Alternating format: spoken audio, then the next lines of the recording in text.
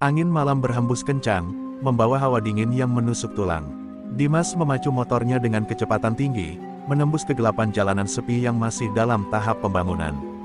Hanya sorot lampu motornya yang menerangi aspal kasar dan kerikil yang berserakan.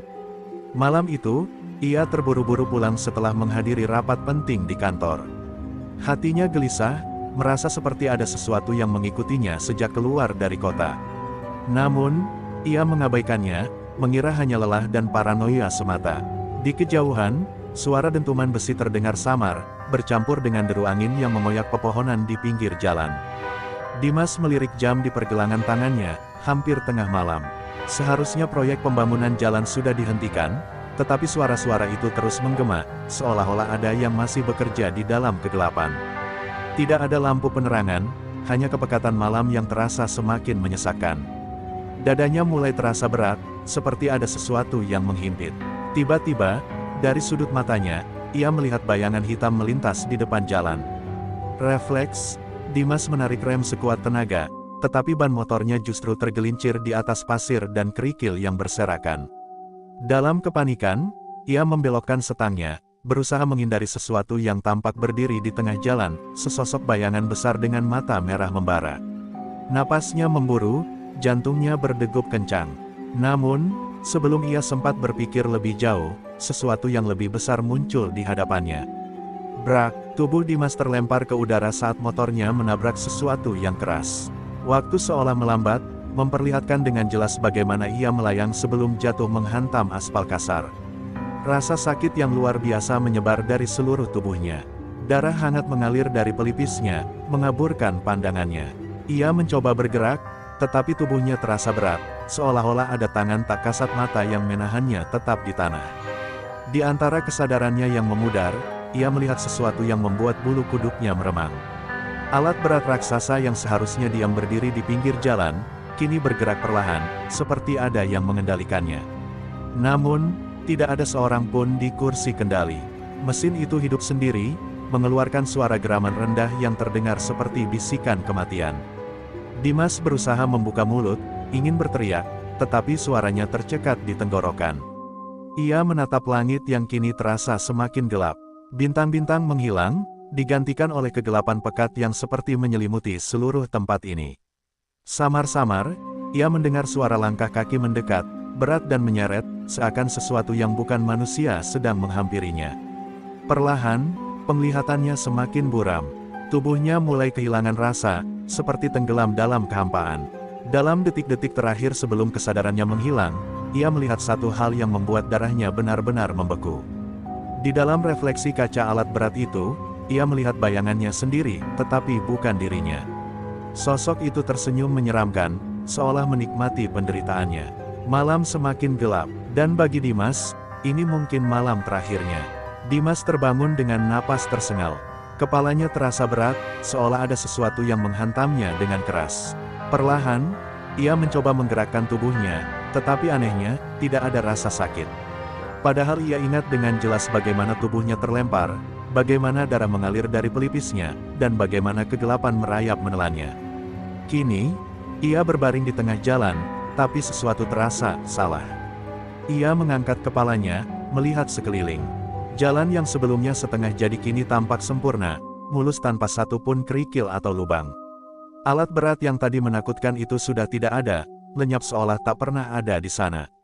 Udara terasa sunyi, terlalu sunyi, seakan dunia menahan napas. Tidak ada suara jangkrik, tidak ada gemerisik angin di dedaunan, hanya keheningan yang mencekam. Dimas berdiri dengan gemetar. Ia menatap ke arah kota di kejauhan, lampu-lampu masih menyala seperti biasa, tetapi rasanya berbeda. Ia merogoh sakunya, mencari ponselnya, masih ada di sana. Namun, saat ia menyalakannya, tidak ada sinyal.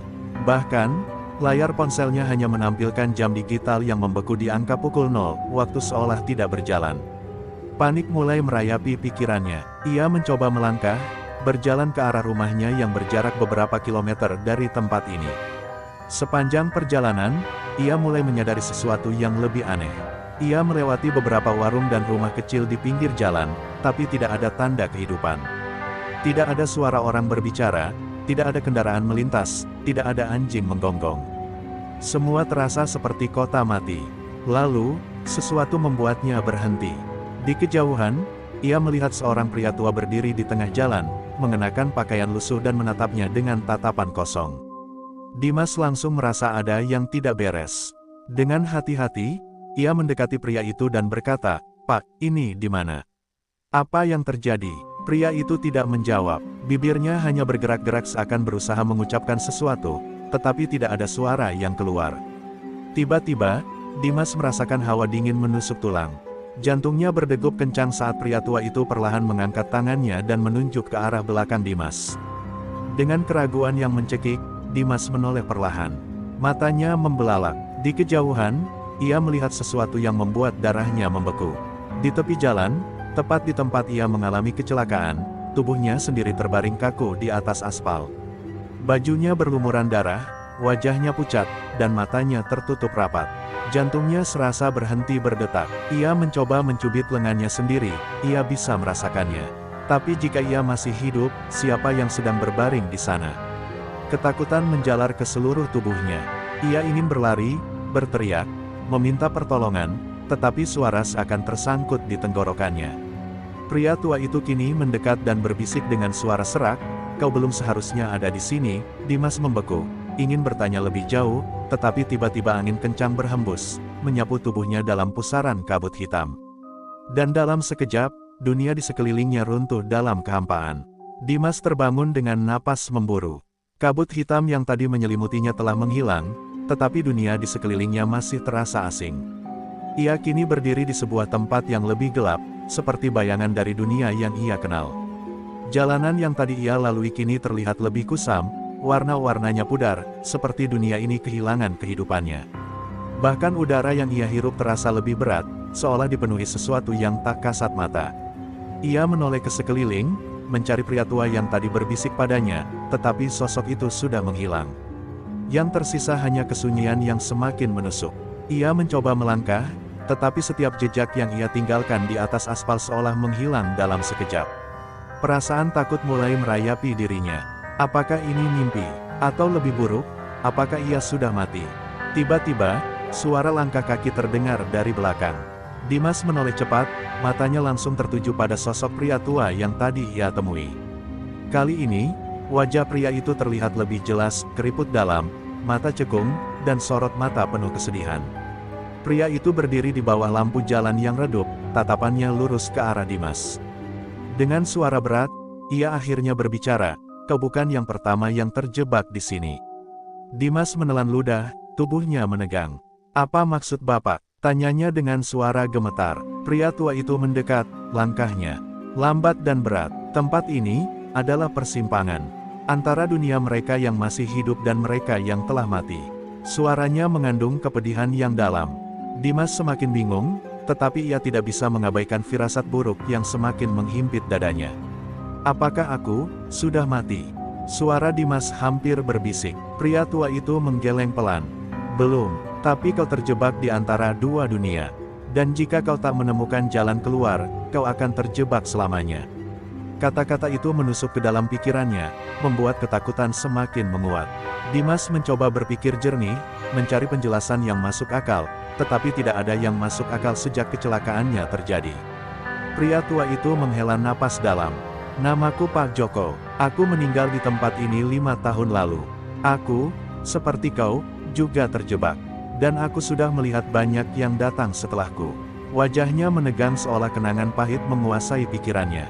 Sebagian menemukan jalan keluar, sebagian, ia terdiam sejenak, lalu menatap lurus ke mata Dimas. Sebagian lainnya, tidak pernah kembali. Dimas merasa tenggorokannya mengering. "Bagaimana aku bisa keluar dari sini?" tanyanya cepat. Pak Joko menatapnya dalam-dalam, lalu berkata dengan suara rendah, "Kau harus mencari tahu kenapa kau terjebak di sini. Ada sesuatu yang belum selesai. Ada rahasia yang belum terungkap. Sampai kau menemukannya, kau akan terus berada di sini." Dimas merasakan gelombang ketakutan merayap di punggungnya. Ia menatap jalanan kosong yang membentang di depannya, lalu menoleh ke belakang, melihat bayangan kota yang jauh dan hampa. Jika yang dikatakan Pak Joko benar, maka satu hal pasti, ini bukan sekadar kecelakaan biasa. Ada sesuatu yang lebih besar, sesuatu yang menginginkannya tetap berada di sini. Dan jika ia tidak menemukan jawabannya, ia mungkin tidak akan pernah bisa kembali. Dimas berdiri di tengah jalan yang kini terasa semakin sunyi. Kata-kata Pak Joko masih terngiang di kepalanya, bahwa ia terjebak di antara dua dunia, dan satu-satunya cara untuk keluar adalah menemukan alasan mengapa ia ada di sini. Namun, bagaimana ia bisa mencari jawaban jika semua yang ada di sekitarnya terasa seperti bayangan dari dunia nyata? Ia mengedarkan pandangan, mencoba mencari petunjuk. Jalanan ini, proyek pembangunan yang tak kunjung selesai, kecelakaan yang menimpanya, semua terasa seperti kepingan puzzle yang belum tersusun. Dimas mengingat sesuatu, sebelum kecelakaan, ia mendengar suara dentuman besi dan melihat alat berat yang bergerak sendiri. Apakah semua itu hanya ilusi, atau ada sesuatu yang lebih menyeramkan? Pak Joko berjalan mendekat, wajahnya serius. Jalan ini tidak seharusnya ada, katanya tiba-tiba. Dimas menoleh, bingung. Maksud Bapak? Tanyanya. Pria tua itu menarik napas panjang sebelum melanjutkan. 5 tahun lalu, proyek ini dimulai dengan janji akan mempercepat akses ke kota. Tapi sejak awal, banyak kejanggalan terjadi. Pekerja hilang, kecelakaan aneh, dan beberapa orang yang mencoba menyelidiki, tidak pernah kembali. Dimas merasakan hawa dingin menjalari tubuhnya. Hilang, maksudnya, ia menahan napas, menunggu jawaban. Pak Joko menggeleng pelan. Sebagian ditemukan tewas dengan luka yang tidak masuk akal. Sebagian lagi, lenyap begitu saja. Orang-orang bilang ini akibat kecelakaan kerja, tapi aku tahu ada yang lebih dari itu. Matanya menatap jauh ke kegelapan, seperti mengingat sesuatu yang ingin ia lupakan. Dimas mulai menyadari sesuatu, apakah mungkin ia kecelakaan bukan karena kebetulan? Apakah ada sesuatu di proyek ini yang memang ingin menyingkirkannya? Ia mencoba mengingat alasan mengapa ia melewati jalan ini malam itu. Ia terburu-buru, ya, tetapi ada perasaan lain, seperti sesuatu yang menariknya ke sini. Seperti ada yang ingin ia lihat, atau ingin ia ketahui. Ada sesuatu yang mereka sembunyikan, Pak Joko melanjutkan dengan suara pelan. Aku sendiri dulu salah satu pekerja di sini. Aku melihat hal-hal yang tidak seharusnya kulihat. Dan akhirnya, aku membayar harga untuk itu. Dimas menatapnya tajam. Jadi Bapak, dibunuh? Tanyanya dengan suara bergetar. Pak Joko tidak menjawab, tetapi ekspresinya cukup untuk memberikan kepastian. Dimas merasa dadanya semakin berat. Jika arwah Pak Joko masih terjebak di sini karena kematiannya yang belum menemukan keadilan, apakah itu juga yang akan terjadi padanya? Apakah ia akan menjadi bagian dari rahasia kelam proyek jalan ini? Tidak. Ia tidak bisa menerima itu. Jika ada sesuatu yang tersembunyi, ia harus menemukannya. Dengan tekad baru, Dimas mengepalkan tangannya. Kalau aku bisa mencari tahu apa yang sebenarnya terjadi di proyek ini, mungkin aku bisa keluar dari sini. Pak Joko menatapnya dalam-dalam, lalu tersenyum kecil. Itulah harapan satu-satunya, Nak. Tapi hati-hati, semakin dalam kau mencari, semakin besar bahaya yang menunggumu. Dimas menelan ludah, tetapi ia tahu satu hal, tidak ada jalan lain. Ia harus terus maju. Dimas berdiri di tengah jalan yang kini terasa semakin dingin dan sunyi. Setelah mendengar cerita Pak Joko, pikirannya dipenuhi pertanyaan. Apa yang sebenarnya terjadi dengan proyek jalan ini? Siapa yang bertanggung jawab atas semua kematian ini? Dan yang lebih penting, mengapa ia terjebak di sini? Satu-satunya cara untuk mendapatkan jawaban adalah mencari tahu lebih dalam, meski itu berarti menggali rahasia yang mungkin seharusnya tetap terkubur. Pak Joko menatapnya dengan sorot mata yang sulit diartikan. Ada satu cara untuk mengetahui kebenaran, katanya pelan. Tapi itu berbahaya, kau harus kembali ke masa lalu dan melihatnya sendiri. Dimas mengernyit. Maksud Bapak, bagaimana caranya? Ia bahkan belum memahami dunia aneh tempatnya terjebak, apalagi tentang kembali ke masa lalu. Pria tua itu menoleh ke arah sebuah bangunan tua di pinggir jalan, sebuah gubuk kecil yang tampak seperti bekas pos pekerja. Di sana, katanya, menunjuk ke dalam kegelapan. Di tempat itu, aku menyaksikan sesuatu yang seharusnya tidak kulihat. Aku yakin, jika kau pergi ke sana, kau akan memahami apa yang terjadi, dengan cara yang tidak bisa dijelaskan. Dimas merasa ragu, tetapi ia tahu tidak ada pilihan lain. Dengan langkah berat, ia berjalan menuju gubuk itu, sementara Pak Joko mengawasinya dari jauh. Begitu ia mencapai pintu yang kayunya sudah lapuk, hawa dingin menusuk sekujur tubuhnya. Ia mendorong pintu perlahan, dan saat itu juga, semuanya berubah. Pemandangan di sekelilingnya mendadak bergeser. Gubuk yang tadinya tua dan hancur kini kembali utuh, seperti sedang digunakan. Cahaya lampu temaram menerangi ruangan kecil di dalamnya, dan suara-suara samar terdengar dari luar. Dimas tersentak saat menyadari bahwa ia tidak lagi sendirian. Di luar jendela, ia melihat sekelompok pekerja berkumpul di tengah malam, wajah mereka dipenuhi kecemasan. "Kita tidak bisa membiarkan ini terjadi," kata salah satu dari mereka, suaranya tertahan seolah takut terdengar oleh seseorang. "Mereka menggunakan material berkualitas buruk, dan jika kita terus membangun dengan cara ini, jalan ini akan menjadi kuburan bagi siapapun yang melewatinya." "Aku sudah mencoba berbicara dengan Mandor," sahut yang lain dengan suara bergetar. "Tapi dia hanya menyuruhku diam. Mereka bilang proyek ini harus selesai cepat, tidak peduli apapun risikonya. Dan kau tahu apa yang terjadi pada orang yang membantah perintah mereka?" Dimas menelan ludah. Ia mulai memahami bahwa proyek ini lebih dari sekadar pembangunan jalan, ada konspirasi besar di baliknya. Namun, sebelum ia bisa mencerna semuanya, suara langkah kaki berat terdengar mendekat. Para pekerja langsung membisu, wajah mereka dipenuhi ketakutan. Pintu gubuk tiba-tiba terbuka dengan keras, dan seorang pria bertubuh besar dengan mata tajam melangkah masuk. "Kalian berbicara terlalu banyak," katanya dengan suara dingin. "Dan kalian tahu apa akibatnya." Dalam hitungan detik, jeritan memenuhi udara. Dimas hanya bisa menyaksikan, tak mampu bergerak atau berteriak, saat kegelapan menelan semuanya. Dunia di sekelilingnya kembali memudar, dan tiba-tiba, ia terhempas kembali ke dunia yang sepi dan hampa. Napasnya tersengal, keringat dingin membasahi tubuhnya. Kini ia tahu satu hal, para pekerja tidak sekadar hilang karena kecelakaan. Mereka dibungkam, dan sekarang, mungkin ada yang tidak ingin rahasia ini terbongkar, termasuk oleh dirinya. Dimas tersentak dari penglihatannya, tubuhnya masih gemetar hebat. Nafasnya terengah-engah seolah baru saja berlari jauh, dan keringat dingin membasahi dahinya. Ia kembali berdiri di jalan yang sunyi, tetapi perasaannya tak lagi sama. Kini ia tahu bahwa proyek jalan ini menyimpan rahasia kelam. Para pekerja yang dianggap membangkang telah dibungkam secara brutal, dan kecelakaan yang terjadi bukanlah kebetulan, melainkan bagian dari konspirasi besar yang telah berlangsung bertahun-tahun. Pak Joko menatapnya dengan penuh rasa iba. "Sekarang kau mengerti, bukan?" Suaranya terdengar lirih. "Mereka tidak sekadar mati dalam kecelakaan. Mereka dibunuh, dan aku adalah salah satu dari mereka." Matanya menerawang jauh, seakan menghidupkan kembali kenangan pahitnya. "Aku mencoba memperingatkan mereka, tapi aku yang pertama disingkirkan. Setelah itu, semua orang yang tahu kebenaran, ikut lenyap." Dimas mengepalkan tangannya. "Dan sekarang aku juga menjadi bagian dari ini," gumamnya.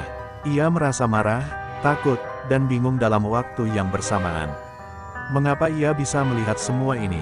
Apakah kecelakaannya malam itu juga bukan kebetulan? Ataukah ada yang sengaja menjebaknya di sini? Suara samar terdengar dari kejauhan, mengalihkan perhatian Dimas. Awalnya hanya seperti bisikan di angin, tetapi semakin lama semakin jelas. Ia mendengar suara langkah kaki, berat dan menyeret, mendekat perlahan. Ia menoleh ke sekeliling, tetapi jalanan masih kosong.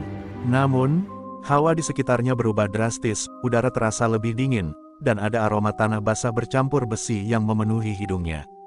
Bau darah. Pak Joko mundur perlahan, ekspresi wajahnya berubah ketakutan. "Mereka datang, mereka tahu kau sudah melihat terlalu banyak," bisiknya. Dimas merasa bulu kuduknya berdiri. "Siapa yang datang?" tanyanya, tetapi sebelum Pak Joko sempat menjawab, sesuatu muncul dari dalam kegelapan. Dari kejauhan, sosok-sosok mulai terlihat. Mereka berjalan terseok-seok, tubuh mereka kurus dan wajah mereka kosong tanpa ekspresi. Namun, yang membuat Dimas ingin berteriak adalah luka-luka di tubuh mereka, seperti bekas hantaman benda berat, kulit yang robek, dan beberapa bahkan memiliki lubang menganga di dada mereka. Para pekerja yang dibunuh, kini kembali dari kematian. Dimas mundur dengan napas tersengal. "Apa yang mereka inginkan?" tanyanya panik. Pak Joko menatapnya dengan penuh rasa iba. "Mereka terjebak di sini, sama seperti aku. Mereka mencari keadilan, atau balas dendam." Suaranya gemetar. Tapi mereka tidak bisa membedakan siapa musuh mereka. Mereka hanya ingin menarik siapapun yang masih hidup, agar menjadi bagian dari dunia mereka. Salah satu sosok itu tiba-tiba mengangkat kepalanya, matanya kosong tetapi penuh kegelapan. Mulutnya terbuka, mengeluarkan suara jeritan mengerikan yang membuat dada Dimas terasa seperti diremas. Dalam sekejap, semua sosok itu mulai berlari ke arahnya, tangan mereka terulur dengan niat mengerikan. Dimas tersentak, kakinya langsung bergerak mundur. "Lari!" teriak Pak Joko. Tanpa berpikir panjang, Dimas berbalik dan berlari secepat mungkin, sementara jeritan dari dunia kematian semakin mendekat di belakangnya. Dimas berlari sekencang mungkin, napasnya tersengal sementara suara jeritan dari belakang semakin mendekat. Kakinya nyaris terpeleset di atas aspal yang basah, tetapi ia tidak berani berhenti. Sosok-sosok mengerikan itu terus mengejarnya, tangan mereka terulur, seolah ingin menyeretnya ke dalam kegelapan bersama mereka. Jantungnya berdegup liar, dadanya terasa sesak karena ketakutan yang begitu mencekik. Pak Joko berlari di sampingnya, wajahnya penuh ketegangan. "Jangan berhenti, jangan melihat ke belakang," teriaknya, tapi rasa penasaran dan ketakutan dalam diri Dimas terlalu besar. Dengan ragu, ia menoleh sedikit, dan saat itu juga, tubuhnya terasa membeku. Para pekerja yang telah mati itu semakin dekat. Mata mereka hitam pekat, tanpa cahaya kehidupan. Tubuh mereka penuh luka menganga, seolah-olah mereka masih membawa bekas kematian mereka yang mengerikan. Salah satu dari mereka, seorang pria dengan helm proyek yang penyok, merangkak lebih cepat dari yang lainnya. Mulutnya menganga lebar, mengeluarkan suara serak yang menyayat hati. "Temani kami, jangan tinggalkan kami." Dimas tersentak dan segera mengalihkan pandangannya ke depan. Tetapi sesuatu yang lebih buruk menantinya. Jalan di depannya tiba-tiba berubah, tidak lagi mulus seperti sebelumnya. Sekarang, jalan itu tampak seperti kembali ke masa konstruksi, penuh lubang besar, batu-batu tajam berserakan, dan di ujungnya berdiri sebuah alat berat yang tampak seperti yang menabraknya malam itu. Mesin besar itu mengeluarkan suara menderu, seakan menunggu untuk menghancurkannya sekali lagi. "Ke kiri, cepat!" Pak Joko berteriak, menarik lengan Dimas dengan paksa. Dimas hampir kehilangan keseimbangan tetapi berhasil mengikuti arahan pria tua itu. Mereka berbelok ke sebuah jalan setapak yang sempit, diapit oleh pepohonan lebat. Namun, suara langkah kaki menyeret dari para arwah itu masih terdengar di belakang mereka, tak mau menyerah. Di tengah lariannya, Dimas merasakan dadanya semakin sesak. Hawa di sekitarnya semakin dingin, seperti ada sesuatu yang mencoba menarik energinya. Kakinya mulai terasa berat, dan bayangan-bayangan gelap mulai berkelebat di sudut matanya. Tubuhnya limbung, tetapi Pak Joko menahannya. "Jangan berhenti, Dimas. Mereka sedang mencoba menarik jiwamu ke dunia mereka." Dimas menggigit bibirnya, mencoba tetap fokus. Tetapi semakin ia berlari, semakin lelah tubuhnya terasa. Kegelapan semakin merayap, perlahan menutup pandangannya. Ia tahu jika ia berhenti sekarang, semuanya akan berakhir. Ia akan menjadi bagian dari mereka, terjebak di dunia ini untuk selamanya. Lalu, di kejauhan, ia melihat sesuatu, sebuah cahaya redup, samar-samar menerobos di antara pepohonan. Cahaya itu terasa berbeda dari kegelapan yang mengelilinginya, seperti satu-satunya harapan untuk keluar dari mimpi buruk ini. Dengan sisa tenaga yang ia punya, Dimas menatap Pak Joko dan berteriak, "Itu dia. Itu jalan keluarnya." Tanpa ragu, mereka berdua berlari menuju cahaya itu, berharap itu adalah kesempatan terakhir untuk kembali ke dunia nyata sebelum terlambat. Dimas berlari sekuat tenaga menuju cahaya redup di kejauhan, meskipun tubuhnya terasa semakin berat. Napasnya memburu, jantungnya berdebar seolah akan meledak. Di belakangnya, suara jeritan dan langkah kaki para arwah semakin dekat. Ia bisa merasakan hawa dingin menjalari punggungnya, seolah tangan-tangan tak kasat mata berusaha mencengkeram tubuhnya, menariknya kembali ke dalam kegelapan. Pak Joko terus berlari di sampingnya, tetapi wajahnya mulai terlihat pucat. "Dimas, aku tak bisa ikut lebih jauh," suaranya terdengar lemah. Dimas menoleh dengan panik. "Apa maksud Bapak? Kita harus keluar bersama." Tapi Pak Joko menggeleng pelan. "Aku sudah mati, Nak. Cahaya itu bukan untukku. Itu hanya untukmu." Kata-kata itu menghantam dada Dimas seperti palu godam. "Tidak, Bapak bisa keluar dari sini. Bapak hanya terjebak, sama seperti aku." Dimas ingin meraih tangan Pak Joko, tetapi pria tua itu mundur selangkah, tersenyum tipis. "Aku sudah menerima nasibku, tapi kau masih punya kesempatan untuk hidup. Jangan sia-siakan itu. Dimas menggeleng keras. Air mata menggenang di sudut matanya, tetapi waktu terus berjalan. Cahaya di depannya semakin terang, tetapi bayangan hitam di belakangnya juga semakin pekat. Para arwah kini begitu dekat, wajah-wajah mereka penuh luka dan kesakitan. Mereka berteriak, merintih, memanggil Dimas dengan suara menyayat. "Jangan pergi, jangan tinggalkan kami."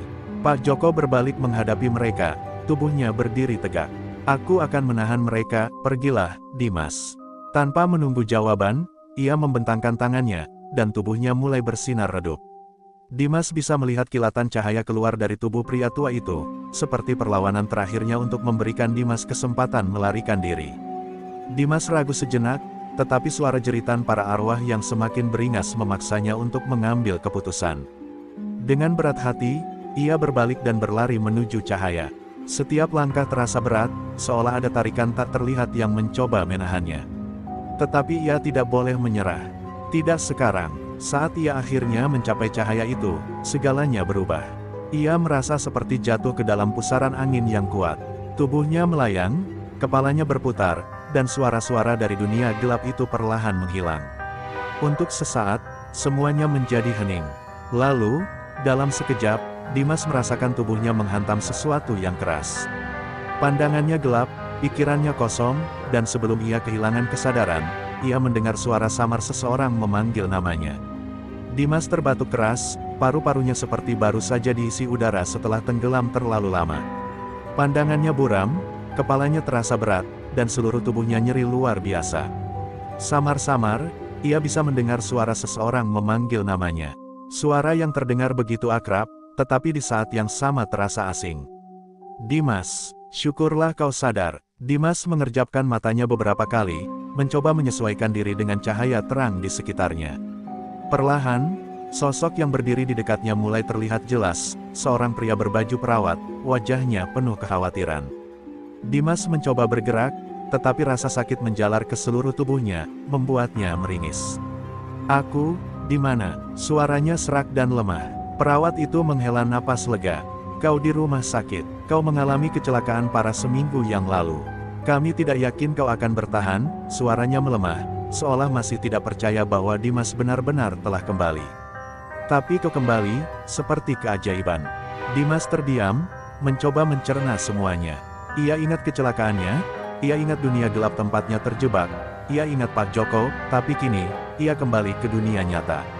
Napasnya memburu saat ia berusaha duduk, meskipun tubuhnya masih lemah. "Proyek jalan itu, apa yang terjadi?" tanyanya buru-buru. Perawat itu tampak bingung, tetapi sebelum ia sempat menjawab, pintu kamar terbuka dan seorang pria paruh baya masuk. Wajahnya familiar, tetapi Dimas tidak langsung mengenalinya. "Dimas, akhirnya kau sadar," kata pria itu dengan nada lega. "Aku Pak Surya, salah satu mantan mandor di proyek jalan itu." Dimas menatapnya dengan curiga. "Mantan?" ulangnya. Pak Surya mengangguk, wajahnya tampak penuh beban. "Setelah kecelakaanmu, proyek itu dihentikan. Terlalu banyak kejadian aneh, terlalu banyak korban."